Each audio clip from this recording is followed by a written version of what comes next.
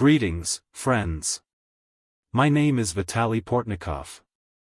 U.S. President Donald Trump views his contacts with his Belarusian counterpart, Alexander Lukashenko, as part of a broader strategy aimed at improving relations with the Kremlin and overcoming Russia's international isolation.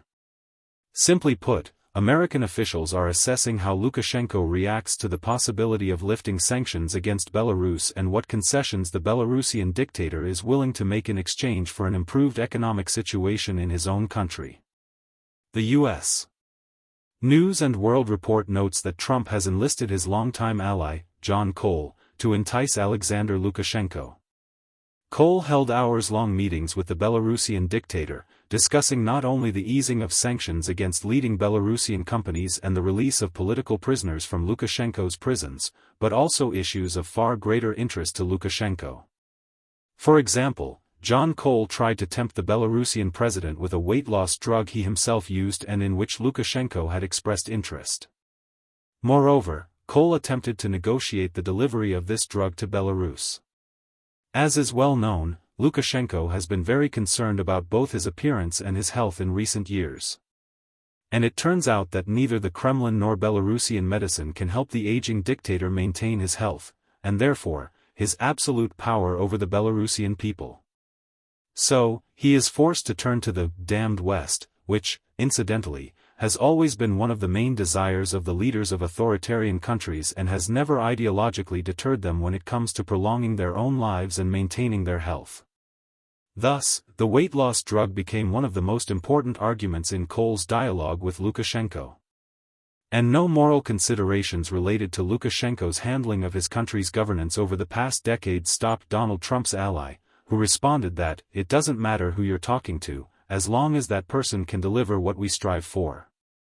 This same formula is perhaps being applied by the Donald Trump administration when it comes to Vladimir Putin, a man the American president admires far more than Alexander Lukashenko himself.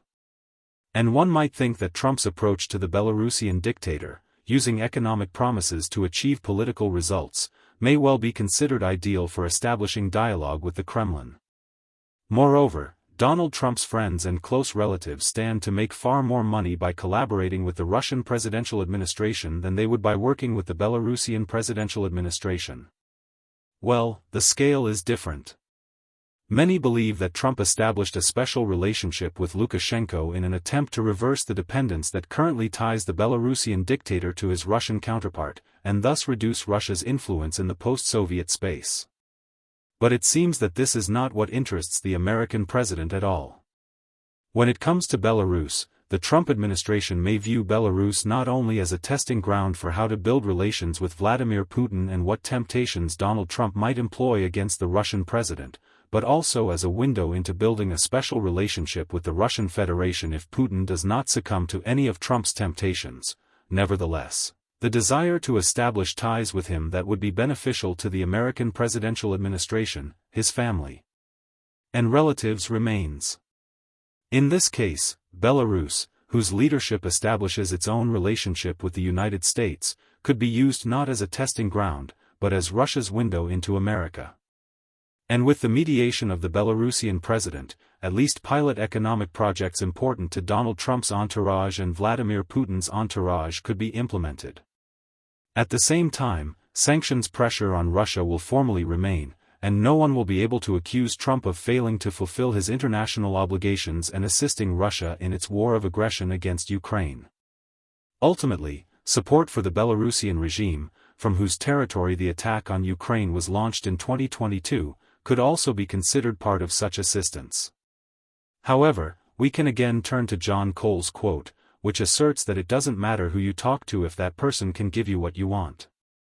Against this backdrop, the question arises, why then does Donald Trump have such serious personal grievances against Venezuelan President Nicolas Maduro, who maintains power in Venezuela along the lines of Alexander Lukashenko and is practically the same type of dictator? Perhaps it's not that Trump cares about Venezuelan democracy or that he spends even a minute a day caring about the fate of the Venezuelan people. Perhaps it's that Nicolas Maduro, at least for now, cannot give Donald Trump and his entourage what they truly want.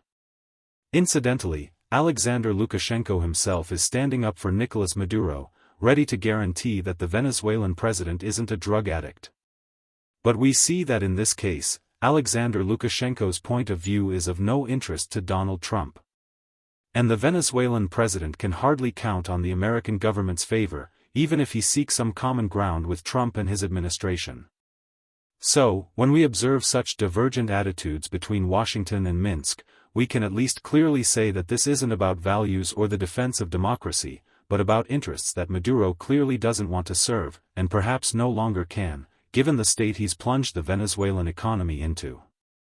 And Lukashenko, while he can't, clearly wants to, and most importantly, is capable of demonstrating this desire to the Trump administration and creating the illusion necessary for continued cooperation, which always governs those who can paint a picture of their own cooperation in their dealings with the current administration.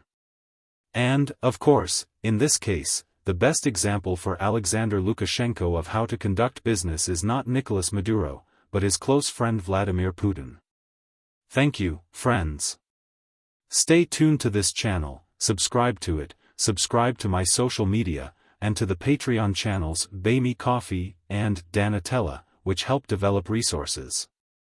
Use the sponsorship feature on YouTube itself. Peace to you.